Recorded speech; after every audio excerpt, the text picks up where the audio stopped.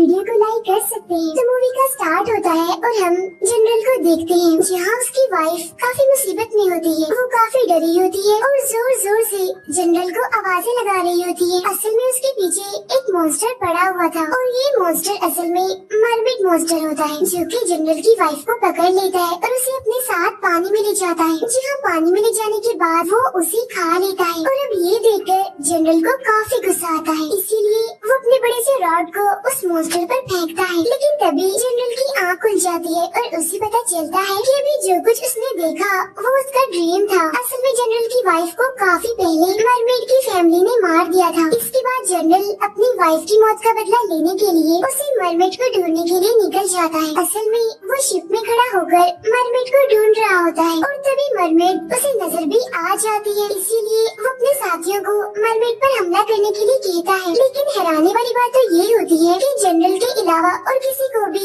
Mermaid दिखाई नहीं दे रही थी। मरमेड को देखते ही जनरल को गुस्सा आ जाता है, इसीलिए वो मरमेड को पकड़ने के लिए खुद ही पानी में कूद जाता है। पानी में जाने के बाद वो एक अलग ही दुनिया में आ जाता है, जहाँ पहुंचकर वो मरमेड को उसके सामने आने के लिए कहता है और तब मरमेड जनरल के सामने आ भी जाती है जो कि बहुत ही खूबसूरत होती है। और अब यहाँ पर देखते ही देखते मरमेड के कपड़े भी बदल जाते हैं, जिसकी वजह से वो और ज्यादा खूबसूरत दिखने लगती है। जैसे जनरल अपने रॉड से उस पर हमला करने के लिए जाता है तो यहाँ पर मरमेड उस पर जादू करके उसे वापस से उसकी दुनिया में भेज देती है, जहाँ इसके बाद जनरल एक समंदर के किनारे बेहोश पड़े होते हैं। और फिर जैसे ही जनरल को होश आता है तो उसे अपने हाथ में एक रेड कलर का शेल मिलता है। उस रेड शेल को लेकर जनरल अपने मास्टर के पास आता है और वो उस रेड शेल को मास्टर को दिखाता है। उसे दिखाते हुए जनरल मास्टर को बताता है कि इस तरह के शेल्स सिर्फ मॉन्स्टर्स के लिए ही बने हुए हैं, इसीलिए मुझे नहीं लगता कि ये शेल समंदर से आया है। और हाँ, मैं आपको एक जानकारी देता हूँ, मुझे समंदर के पास सी हॉस्पिटल है ना, कुछ टाइम पहले वहाँ पर एक काफी बड़ा मॉन्स्टर देखा गया है और मुझे लगता है कि ये शेल उसी का ही है, क्योंकि इसका कलर भी लाल है और उस मॉन्स्टर की बॉडी का कलर भी लाल ही था। इसीलिए मास्टर आप मुझे सी हॉस्पिटल को चेक करने के लिए टोकन और परमिशन दे दीजिए। लेकिन मास्टर उसे टोकन और इजाजत दोनों ही नहीं देता, क्योंकि वो ये बात जानता था कि हॉस्पिटल का जो गार्ड है उसकी और जनरल की आपस में बिल्कुल भी नहीं बनती। इसीलिए मास्टर ये बात जानता था कि अगर जनरल बगैर किसी सबूत के तलाशी लेने जाएगा तो गार्ड उसकी इस हरकत से काफी नाराज होगा। अब मास्टर की ये बात सुनकर जनरल को गुस्सा आ जाता है और वो मास्टर को धमकी देता है और कहता है कि अगर आपने मुझे परमिशन और टोकन ना दिया तो मैं अपने लोगों के साथ, अपने साथियों के साथ जबरदस्ती वहाँ पर चला जाऊंगा। तब ये सुनकर मास्टर को वो टोकन जनरल को देना ही पड़ता है, जिसके बाद हम देखते हैं कि जनरल घोड़े पर सवार होकर अपने एक साथी के साथ सी हॉस्पिटल पहुँच जाते हैं, जहाँ हॉस्पिटल के बाहर टोकन दिखाकर वो अंदर पहुँचते हैं। अंदर जाकर जनरल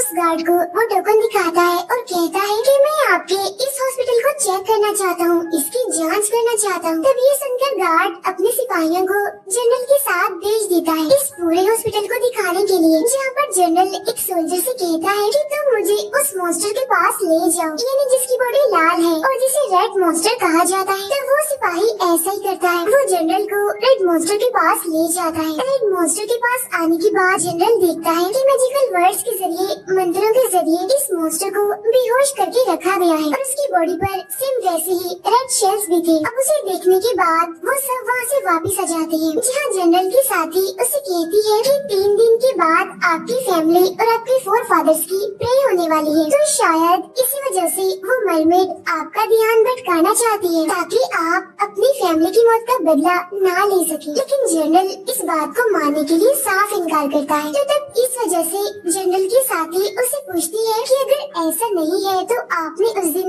वो बात हमें क्यों नहीं बताई, यानी जिस दिन वो मरमेड आपसे मिली थी। ये सुनकर जनरल सोच में गुम हो जाता है और वो अपने साथी को बताता है कि उस दिन जब मैं मरमेड के पीछे गया था तो मैं एक अलग जगह पर आ गया था, जहाँ पर मुझे वो मरमेड भी मिल गई। फिर मैंने उस मरमेड से पूछा कि ये कौन सी जगह है, यानी मैं कहाँ पर आ गया हूँ। तो मेरे इस सवाल पर मरमेड ने जवाब दिया कि तुम हमारे मरमेड्स के फैंटेसी आइलैंड पर हो। और तो और उस मरमेड ने ये भी कहा कि जनरल मैंने आपकी फैमिली मेंबर्स को नहीं मारा। फिर 4 फौरन ही मुझे उस मरमेड ने वो रेड शेल दिखाया, लेकिन इससे पहले कि वो मरमेड और कुछ कहती, वहाँ पर एक मेल मरमेड आ जाता है और वो उस मरमेड पर हमला करने की कोशिश करने लगता है। जी हाँ, मैंने उस मरमेड के लिए मेल मरमेड का सामना किया और उसे काफी मारा। लेकिन जब उस मरमेड ने ये देखा कि वो मेल मरमेड मुझ पर इन्हें जनरल पर भारी पड़ रहा है, तो वो मेरे साथ एक पोर्टल के जरिए वहाँ से निकल गई। अब ये जानने के बाद जनरल के साथी को मरमेड की बातों पर यकीन नहीं होता, इसीलिए वो जनरल को कहती है कि शायद वो मरमेड अपनी बातों के जरिए आपको कंट्रोल करना चाह रही है, और ये भी तो हो सकता है कि उस रेड शेल को उसने अपने जादू से बनाया हो। फिर अगले सीन में हम हॉस्पिटल के उसी गार्ड को देखते हैं जिसके पास पहुँचता है वही मेल मरमेड, और वो उस गार्ड को बताता है कि जनरल की फैमिली की वजह से मेरे सारे साथी मारे गए, जिनमें से बस मैं अकेला ही बचा हूँ। इसीलिए आप मेरी हेल्प कीजिए ताकि मैं जनरल की फैमिली से बदला ले सकूँ अपने साथियों की मौत का। फिर वो मेल मरमेड यहाँ पर गार्ड को कहानी सुनाता है कि जब मैं अकेला सर्वाइवर बचा था, यानी कि जब मैं अकेला ही भटक रहा था, तो तब मैं मरमेड को ढूंढते हुए एक आइलैंड पर पहुँचा, जहाँ पर मैंने देखा कि वो मरमेड जनरल को अपने कंट्रोल में करने की कोशिश कर रही है। साथ ही साथ वो मरमेड जनरल को ये भी बता रही थी कि तुम्हारी फैमिली को मारने वाली मैं नहीं हूँ, बल्कि गार्ड का वो रेड मॉन्स्टर है जो कि उसके हॉस्पिटल में है। तब मरमेड के साथ साथ जनरल भी उसकी ये बातें दोहरा रहा था, और तभी मैंने यानी कि मेल मरमेड ने उस मरमेड पर हमला कर दिया। जी हम बाद में उस मरमेड ने अपने जादू से उस पूरे आइलैंड को ही गायब कर दिया। फिर वो मेल मरमेड गार्ड को ये भी बताता है कि वो जो मरमेड है वो मंत्र वगैरह करना जानती है, लेकिन ये बात जनरल नहीं जानता। उधर जनरल अपने साथी से कहता है कि जो प्रे होने वाली है उसमें बहुत सारे मेहमान आने वाले हैं, इसीलिए मैं हमारी हवेली जा रहा हूँ। जहाँ एक बार फिर से जनरल मरमेड से मिलने के लिए जाता है, जहाँ आकर जनरल मरमेड से कहता है कि मेरी फैमिली ने, मेरे फोरफादर्स ने तुम्हारी फैमिली को मार दिया था, लेकिन इसके बावजूद भी तुमने मुझ पर कोई भी हमला नहीं किया, मुझे कोई भी नुकसान नहीं पहुँचाया। इसीलिए मैं आगे भी चाहता हूँ कि तुम मासूम लोगों को कोई भी नुकसान ना पहुँचाओ। तब उसकी बात सुनकर मरमेड जनरल को बताती है कि हम दोनों की फैमिलीज पहले से ही एक दूसरे को पसंद नहीं करती थी, लेकिन इसके बावजूद भी जब बचपन में जनरल ने छोटी मरमेड को यानी कि मुझे देखा, तो मेरे बारे में तुमने अपनी फैमिली को नहीं बताया, क्योंकि अगर आप मेरे बारे में अपनी फैमिली को बताते तो वो लोग तो मुझे मार देते, और तभी से अक्सर मैं आपको छुपके छुपके देखा करती थी। ये सारी बातें बताते हुए मरमेड जनरल को कहती है कि आप एक काफी अच्छे इंसान हैं, और मैं ये भी जानती हूँ कि आप अपनी वाइफ के साथ बहुत खुश थे, आप लोगों का अच्छा टाइम भी मैंने देखा है। तब ये सुनकर जनरल इस बात का इल्जाम मरमेड पर लगाता है, यानी कि वो तुम ही हो जिसने मेरी वाइफ को मारा है। लेकिन मरमेड इस बात के लिए इनकार कर देती है कि नहीं, मैंने आपकी वाइफ को नहीं मारा। और अब देखते ही देखते गार्ड और वो मेल मरमेड वहाँ पर आ जाते हैं। जहाँ आते ही वो मरमेड पर हमला कर देते हैं। तब ये देखकर जनरल मरमेड को वहाँ से जाने के लिए कहता है और खुद अकेला ही उन दोनों का सामना करने लगता है। लेकिन हम देखते हैं कि मरमेड वहाँ से नहीं जाती, बल्कि वो तो वहीं पर ही रहती है। और अब जैसे वो लोगों पर हमला करने के लिए जा रही होती है, तो तभी जनरल उसे रोक देता है और उसे ऐसा करने के लिए मना करता है। जहाँ बाद में गार्ड और वो मेल मरमेड जनरल को मार मार कर पानी के अंदर फेंक देते हैं। जहाँ बाद में वो जनरल को पकड़ लेते हैं और सीधा उसे लेकर आते हैं मास्टर के पास।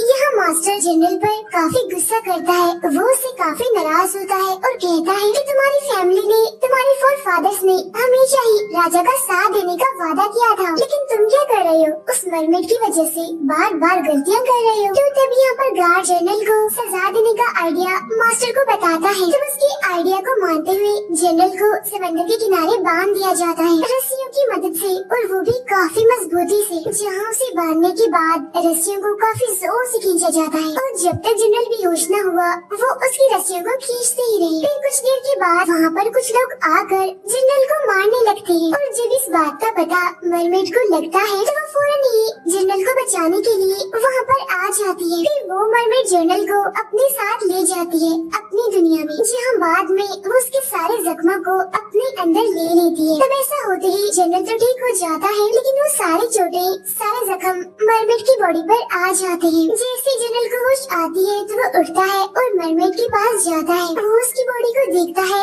जहाँ पर चोटों के, जख्मों के निशान होते हैं, लेकिन फिर भी मरमेड उसे कहती है कि मेरी फिक्र मत करो, मैं बिल्कुल ठीक हूँ। लेकिन अब देखते ही देखते जनरल उसे प्रिजनर बना लेता है। अब हालांकि जनरल ऐसा करना तो नहीं चाहता, लेकिन उसे ऐसा करना पड़ता है क्योंकि उसे ऐसा करने के लिए मास्टर ने कहा होता है, लेकिन अंदर ही अंदर वो काफी दुखी होता है। और तभी यहाँ पर गार्ड और मेल मरमेड भी आ जाते हैं और वो उस बेचारी मरमेड को काफी टॉर्चर करते हैं। अगले सीन में हम देखते हैं कि मरमेड, जनरल, गार्ड और वो मेल मरमेड सभी एक समंदर के किनारे जाते हैं। वहाँ मिट्टी में जनरल को अपने एक साथी का हाथ मिलता है, जिसके हाथ में भी सेम वैसी रेड कलर की शेल थी, जिसे देखकर जनरल काफी हैरान हो जाता है। जिसके फौरन बाद वो मास्टर के पास आता है और बताता है कि मैंने आपकी बात पूरी कर दी है, मैंने उस मरमेड को पकड़ लिया है और अब वो जेल में है। लेकिन मास्टर उसकी बातों को इग्नोर करता है और उस पर ज्यादा ध्यान नहीं देता और वो निकल जाता है फोर फादर्स की प्रे के लिए। अगले दिन मास्टर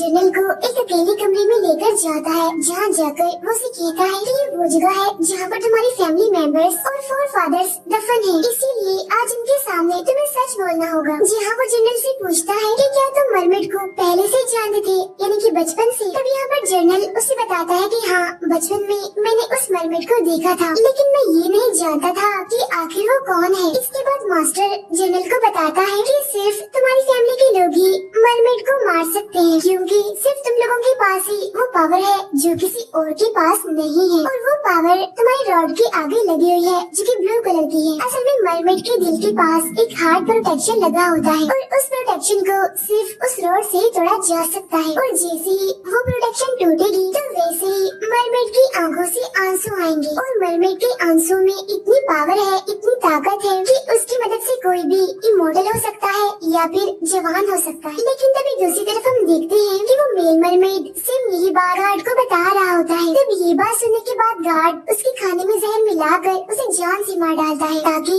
ये मेल मरमेड अब के बाद ये बात किसी को भी ना बता सके। यह मास्टर जनरल को काफी फोर्स करता है कि तुम फोर फादर्स की प्रे से पहले ही उस मरमेड को मार दो, ऐसा करते ही तुम उस मरमेड के आंसू भी ले लेना। अब इसके फौरन बाद जनरल मरमेड के पास आता है, जहाँ आकर उसे ये बात पता चलती है कि मास्टर की वो बात बिल्कुल ठीक थी, यानी कि सच में मरमेड के हार्ट के पास प्रोटेक्शन लगी हुई थी। यह मरमेड जनरल को कहती है कि तुम मुझे मार दो, देर ना करो। लेकिन अब क्योंकि जनरल एक अच्छा इंसान होता है, इसी वजह से वो उसे नहीं मार पाता, उसे उस पर तरस आ जाता है। लेकिन तभी यहाँ पर गार्ड आ जाता है और वो जनरल को चिढ़ाता है, जिसकी वजह से जनरल को गुस्सा आ जाता है और वो उस गार्ड पर हमला कर देता है।